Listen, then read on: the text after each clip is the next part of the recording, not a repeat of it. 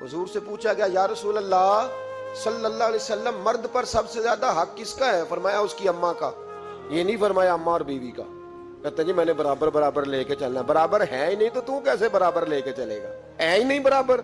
बीवी और माँ बराबर नहीं, बराबर लेके चला जा सकता। मुस्तफा करीम ने फरमाया मर्द पर सबसे ज्यादा हक उसकी माँ का। तो या रसूलल्लाह औरत पर?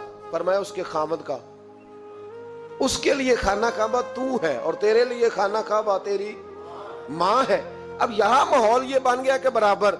पहले 2 4 5 दफा बीवी से चुगलियां सुन लेते हैं अम्मा की, बल्कि कई तो इतने बेवकूफ हैं, सपोर्टर भी होते हैं माँ बाप की गीबतों में। कहते हैं नहीं मम्मी आखांगा अम्मा नू, गल ठीक है तेरी जो तू भी कर दी, सही है बात, अब्बा जी ऐसे ही करते, मैं करूंगा बात। अब तो वो शुरू हो गई।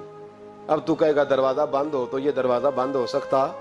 उसे बताओ बैतुल्लाह की तरफ पैर नहीं किए जा सकते। और बीवी भी याद रखे, अगर आज वो किसी के बेटे के बारे में बात कर रही है तो बेटा इसका भी ब्याह आ जाएगा।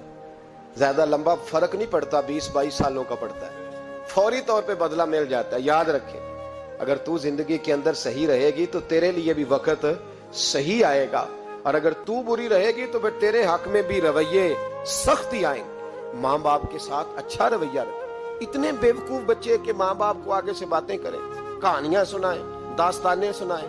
अजीब तमाशा है ना कि अब्बा जी बेचारे सरकारी अस्पताल में एड़ियां रगड़ के चले गए, और जब उनका इंतकाल हो गया अब 5 बेटे इकट्ठे हो गए, कहने लगे बरादरी को मुंह भी दिखाना है, तो चने वाले चावल नहीं पकाने खत्म शरीफ पे, कोई बोटियां डाल लो, लोग क्या कहेंगे।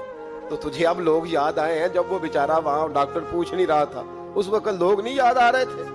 सारा जमाना तूने राजी रखा है, जिनको राजी रखना था उनकी तरफ तवज्जो ही नहीं।